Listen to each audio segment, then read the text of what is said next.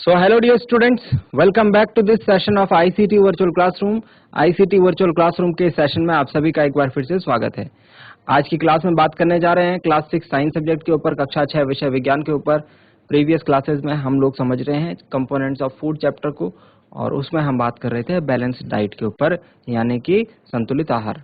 हम daily life में जो भी खाना खाते हैं, जो भी भोजन लेते हैं, उसमें क्या क्या चीज़ें, कौन कौन सा खाना ज़रूरी शामिल होना चाहिए और हमको कौन कौन सा खाने से बचना चाहिए, कौन कौन से खाने हमको अवॉइड करना है, कौन कौन सा मात्रा खाना ज़्यादा मात्रा में लेना है, कौन कौन सा कम मात्रा में लेना है, कौन कौन हम डेली ले सकते हैं, कौन कौन सा खाना हमको फ्रीक्वेंटली कुछ टाइम के पीरियड में हम ले सकते हैं।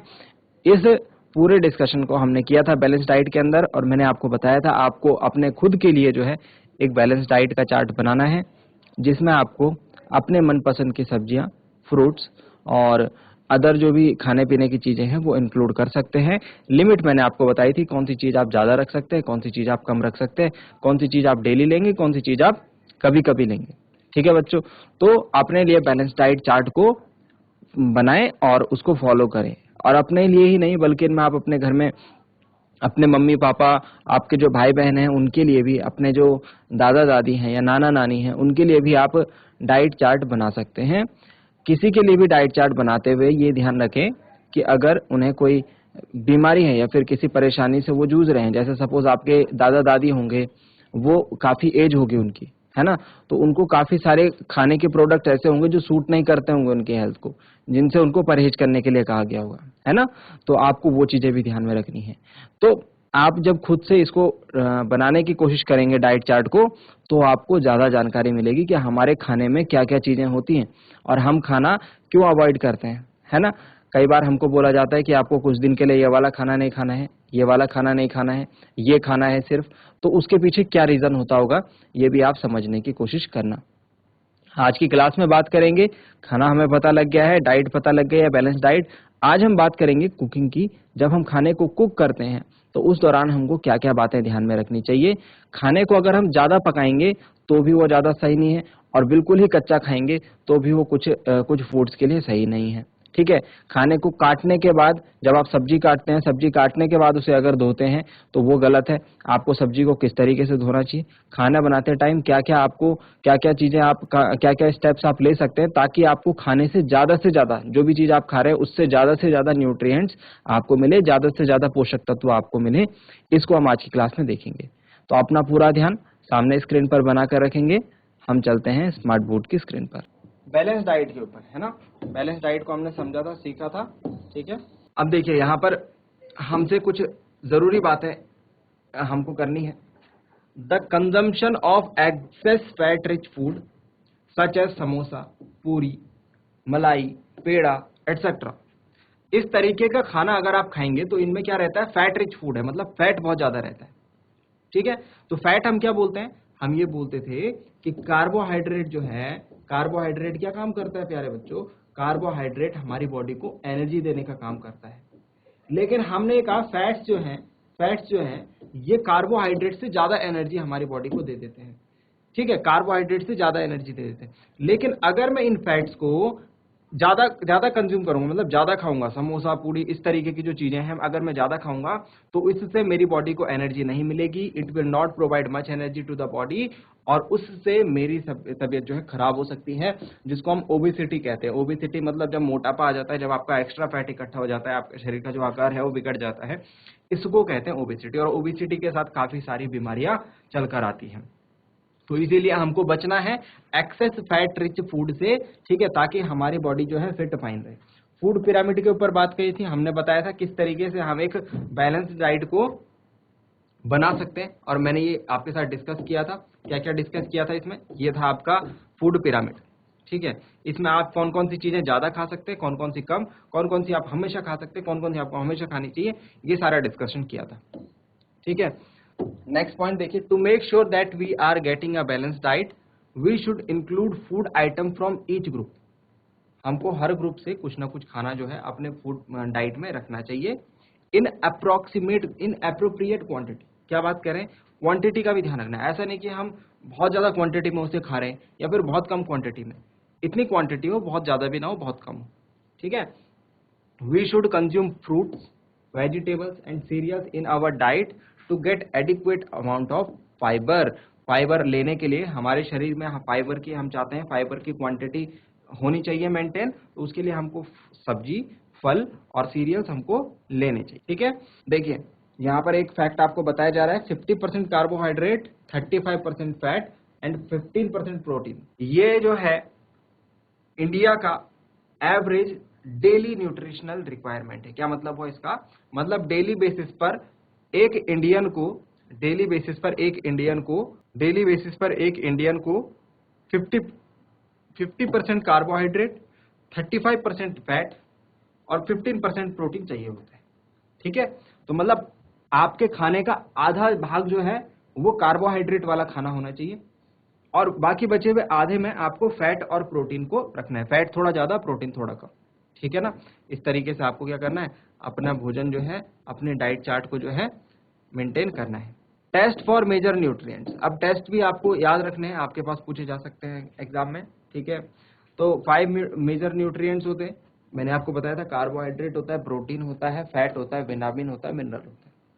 ठीक है, अब हमको टेस्ट याद करने हैं इनकी, कैसे पता लगाएं, कैसे टेस्ट करें कि इस खाने में कार्बोहाइड्रेट है या नहीं, कैसे पता लगाएं प्रोटीन है या नहीं, कैसे पता लगाएं विटामिन है या नहीं।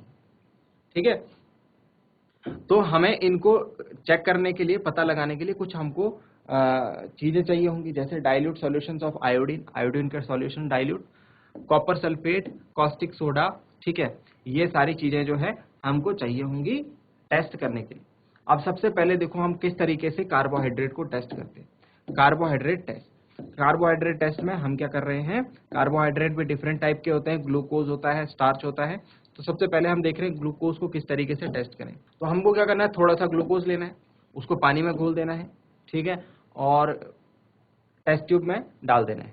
ठीक है, 5-6 ड्रॉप डालने हैं आपको बेनेडिक्ट सॉल्यूशन। अब बेनेडिक्ट सॉल्यूशन क्या होता है, कॉपर सल्फेट को मिलाना है आपको, सोडियम हाइड्रोक्साइड को मिलाना है, टार्ट्रिक एसिड को मिलाना है। ये जो सॉल्यूशन बनेगा इसको बेनेडिक्ट सॉल्यूशन कहते हैं, याद रखेंगे, नोट डाउन भी करते रहे साथ में।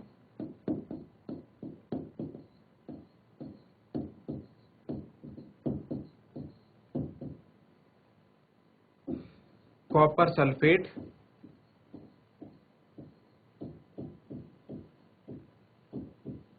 प्लस सोडियम हाइड्रोक्साइड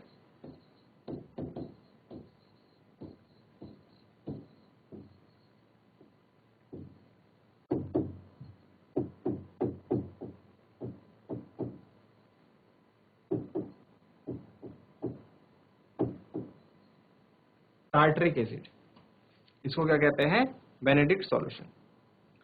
जब हम इसको मिलाते हैं और 2 मिनट तक इसको गर्म करेंगे, तो अगर हमें देखने को मिला ब्रिक रेड प्रेसिपिटेट, अगर हमको नीचे एक गाढ़ा गाढ़ा आपको सॉलिड देखने को मिलेगा, ठीक है, अवक्षेप देखने को मिलेगा, कैसे, लाल रंग का, ईंट जैसे लाल रंग का, तो आप समझ जाना कि उसमें ग्लूकोज है। अगर नहीं देखने को मिले तो नहीं है। तो टेस्ट फॉर ग्लूकोज हमारा हो गया, समझ में आ गया, लिखेंगे इसे, नोट डाउन कीजिए। अब देखिए बच्चों, स्टार्च को किस तरीके से टेस्ट किया जाता है। हमको क्या करना है सबसे पहले आयोडीन का डाइल्यूट सॉल्यूशन बनाना है। उसके लिए हमको क्या करना है, टिंचर आयोडीन की कुछ बूंदें लेनी है। ठीक है, उसको हमको टेस्ट ट्यूब में मिलाना है और उसको आधा पानी से भर देना है। क्या बोला, कुछ बूंदें टिंचर आयोडीन की, उसको हमको क्या करना है, टेस्ट ट्यूब में डालना है और आधा पानी से भर देना है। जिस खाने में स्टार्च होता है, किस खाने में होता है, आलू में होता है। ठीक है, इस तरीके के जो खाने होते हैं उनमें क्या होता है, स्टार्च होता है। जैसे ही मैं इसमें ये डाइल्यूट सॉल्यूशन ऑफ आयोडीन डालूंगा, जो मैंने अभी ऊपर बनाया है आयोडीन और पानी को मिला करके, तो colour of food item changes to blue. जो खाने का जो कलर होता है वो कैसे हो जाता है, ब्लू होता है। अगर ये ब्लू हो गया मतलब क्या है, स्टार्च खाने में प्रेजेंट है। देखो इस तरीके से किया जाता है टेस्ट। यह हमारा पोटैटो है, पोटैटो में क्या रहता है, स्टार्च रहता है। तो हमने क्या करा, टिंचर आयोडीन का सॉल्यूशन बनाया, उसको डाला, तो क्या हो गया, ब्लू हो गया। ब्लू हो गया मतलब इसके अंदर क्या है, स्टार्च है। ठीक है ना, तो ये प्रैक्टिकल आप आसानी से जो है अपने घर पर कर सकते हैं। The presence of this blue black colour indicates that potatoes contain starch. और किस किस खाने में स्टार्च होता है? चावल में होता है, शुगर केन गन्ने में होता है, मेज में होता है, मैंगो में होता है, स्वीट पोटैटो में होता है। तो ये सारे जो है स्टार्च रिच फूड। अब बात करते हैं प्रोटीन के टेस्ट की, जिसको हम ब्यूरेट टेस्ट भी कहते हैं। इसमें क्या करना है हमको, 2 ग्राम कॉपर सल्फेट को मिला लेना है 100 मिलीलीटर पानी में। 2 ग्राम कॉपर सल्फेट और उसको 100 मिलीलीटर पानी में मिला देना है, 100 ml पानी में। तो ये हमारा क्या बन जाएगा, कॉपर सल्फेट का सॉल्यूशन बन जाएगा। बात समझ में आ गई? अब इस सॉल्यूशन का क्या करना है आपको, देखो इस सॉल्यूशन को आपको क्या करना है, इसी तरीके से हमको कॉस्टिक सोडा का सॉल्यूशन भी बनाना है। 10 ग्राम कॉस्टिक सोडा और 100 ml ऑफ वाटर में आपको ये मिला लेना है। ठीक है, 100 ml ऑफ वाटर में आपको ये मिला लेना है। ठीक, तो ये बन गया कॉस्टिक सोडा का सॉल्यूशन। अब इन दोनों सॉल्यूशन को हम यूज करेंगे। ऊपर क्या बनाया था, कॉपर सल्फेट का सॉल्यूशन, यहाँ पर क्या बनाया, कॉस्टिक सोडा का सॉल्यूशन। जिस खाने में प्रोटीन है, अगर 2 बूंद हम कॉपर सल्फेट सॉल्यूशन और 10 बूंद कॉस्टिक सोडा सॉल्यूशन के डालें तो वो वायलेट कलर में हो जाता है। ठीक है, कैसा हो जाता है, वायलेट कलर में हो जाता है। मतलब इसकी 10 बूंद जो यहाँ पर बनाया, इसकी 10 बूंद, और ऊपर जो बनाया था उसकी 2 बूंद, तो क्या हो जाएगा, जिस खाने में प्रोटीन होगा वो क्या हो जाएगा, वायलेट कलर में हो जाएगा, बैगनी कलर में चेंज हो जाएगा। अब देखिए test for fats. Test for fats देखिए, हमको क्या करना होता है, जिस खाने में फैट है उसको टेस्ट करने के लिए सबसे पहले उस खाने को क्रश करना होता है, एक on a piece of paper, एक कागज के टुकड़े पर उसको चूरा चूरा कर देना होता है। उस पेपर को फिर सुखाया जाता है, ठीक है, और उसको लाइट के सामने देखा जाता है। ठीक है ना, जब हम इसे देखेंगे तो हमें क्या दिखेगा, ऑयली पैच हमको दिखेगा, तेल के जैसा पैच जो है, तेल के जैसा धब्बा दिखेगा, किस पर, कागज के ऊपर, जो कि जिसके आर पार हमको क्या दिखेगा, धुंधला दिखेगा। ठीक है, तो अगर ऐसा होता है तो मतलब कि खाने में क्या था, फैट प्रेजेंट था। ठीक है, इसके बाद जो है हमने एक टेस्ट भी करा हुआ है फैट का प्रेजेंस चेक करने के लिए। कुछ हमने मूंगफली ले ली और उसके बाद एक कागज में उसको क्या कर दिया, रैप कर दिया, लपेट दिया। उसके बाद हमको उसको क्रश करना है। क्रश करना मतलब चूरा चूरा करना है, कागज को नहीं फटने देना है, उसके अंदर मूंगफली को चूरा चूरा कर देना है। उसके बाद पेपर थोड़ा गीला हो जाएगा, उसको थोड़ा सूखा रहने देना है। ठीक है, और पेपर को लाइट के सामने देखना है, तो आपको क्या दिखेगा, धुंधला धुंधला दिखेगा, ऑयली पैच दिखेगा, तेल के जैसा दिखेगा, मतलब कि मूंगफली में क्या था, फैट था। ठीक है, तो ये सारी चीजें हैं बच्चों, ये सारे टेस्ट आपको समझ में आए होंगे, आपको याद रखना ही है। ठीक है, मैं लिखवा दूंगा इन्हें, अभी आप समझने की कोशिश करें। Did you know that milk apart from being perfect human food is also perfect nutrient medium for the growth of bacteria? Hence, milk must be properly handled as it can become unwholesome. दूध जो है, काफी सारे लोग बोलते हैं, काफी सारे पेरेंट्स बोलते हैं कि बच्चों को दूध पीना चाहिए, और काफी सारे पीते भी हैं, दूध को बहुत अच्छा माना जाता है। लेकिन जिस तरीके से दूध जो है एक ह्यूमन की जो ग्रोथ है उसके लिए फायदेमंद है, उसी तरीके से वो बैक्टीरिया को भी फायदेमंद, बैक्टीरिया के लिए भी फायदेमंद होता है, मतलब कि वो बैक्टीरिया को भी ग्रो करने में फायदेमंद रहता है। तो इसीलिए हमको दूध इस तरीके से पीना चाहिए, इस तरीके से हैंडल करना चाहिए ताकि वो बैक्टीरिया को ग्रोथ ना करने दे। ठीक है, नेक्स्ट आते हैं mall nutrition and deficiency diseases. जो बीमारियां होती हैं जब न्यूट्रिशन यानी जब पोषण पूरा नहीं मिल पाता है तो क्या बीमारियां होती हैं, उसके ऊपर बात करेंगे।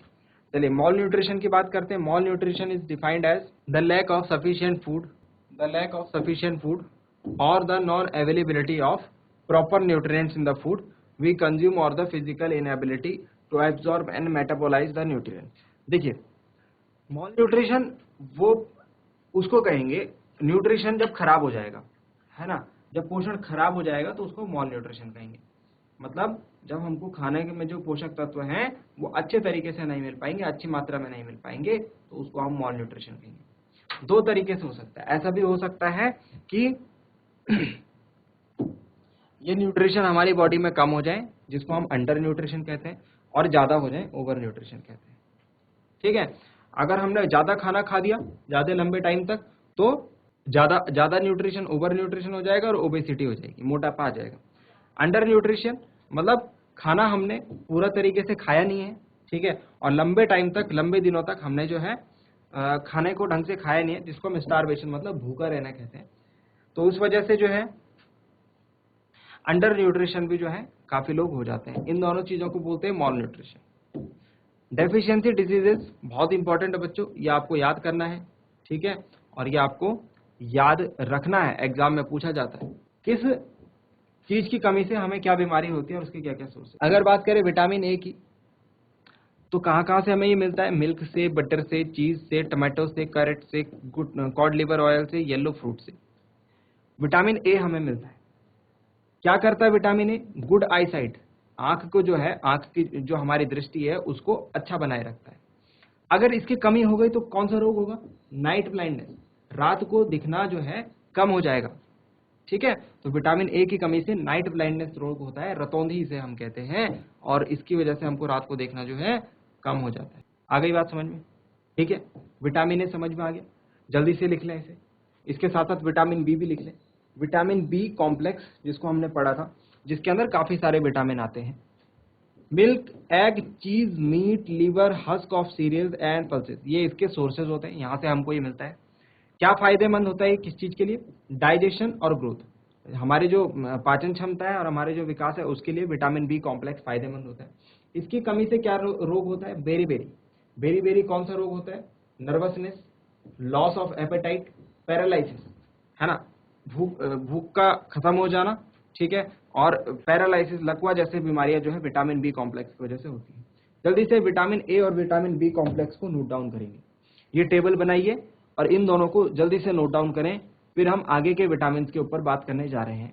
बहुत इंपॉर्टेंट है आपके एग्जाम के पॉइंट ऑफ व्यू से, इससे एग्जाम में काफी क्वेश्चन आपको देखने को मिलेंगे। जल्दी नोट डाउन करें। चलिए, तो अब बात करते हैं अदर विटामिन की। विटामिन सी के ऊपर चलते हैं।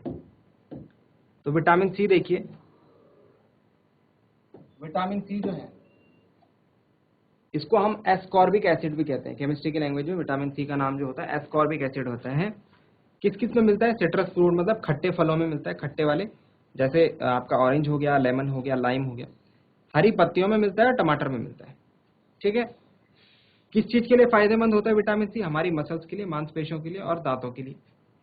अगर इसकी कमी हो जाए विटामिन सी की तो कौन सा रोग होगा? स्कर्वी। स्कर्वी में क्या होता है? ब्लीडिंग ऑफ गम्स, मसूड़ों से खून निकलता है, एंड स्वेलिंग ऑफ जॉइंट्स, जो जोड़ है, जोड़ों में क्या रहती है? सूजन रहती है। तो ये हो गए हमारे विटामिन ए, बी, सी, किन किन खानों में मिलता है, इनकी कमी से क्या रोग होता है और किस चीज के लिए फायदेमंद होते हैं। विटामिन डी और विटामिन के की बात कर लेते हैं। विटामिन डी की अगर बात करें तो विटामिन डी जो है produce by sun in skin, सूरज के द्वारा बनाया जाता है हमारी स्किन में, हमारी त्वचा में। Milk, yellow of egg, liver, fish liver oil, specially sunlight, cod liver oil, सूर्य का प्रकाश जो है इसका मेन सोर्स है। अगर आप धूप में बैठते हैं, ठीक है, कुछ टाइम डेली, तो आपको विटामिन डी जो है सनलाइट से जो है प्रोवाइड हो जाता है। किस चीज के लिए फायदेमंद होता है? स्ट्रॉन्ग बोन्स एंड टीथ, दांत और हड्डियों के मजबूती के लिए विटामिन डी रेस्पॉन्सिबल होता है। अगर इसकी कमी हो जाए तो कौन सा रोग होगा? रिकेट्स।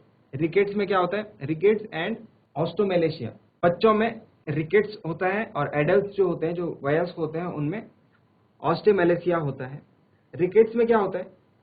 दांत जो है झड़ने लगते हैं और हड्डियां जो है कमजोर होने लगती हैं, ठीक है। तो विटामिन डी की कमी से रिकेट्स रोग होता है। विटामिन के की बात करें, विटामिन के किससे बनाया जाता है? हमारे लार्ज इंटेस्टाइन, हमारी बड़ी आंत में एक बैक्टीरिया होता है, वो विटामिन के को बनाता है। किस किस में प्रेजेंट होता है? लीफी ग्रीन वेजिटेबल्स, जैसे हरी पत्तियां वाली सब्जियां, जैसे पालक हो गया, है ना, और गोभी हो गया, पत्ता गोभी। क्या काम करता है? ब्लड क्लॉटिंग, खून के जो थक्के हैं उसको बनाने का काम करता है। अगर विटामिन के की कमी हो जाए तो कौन सा रोग होगा?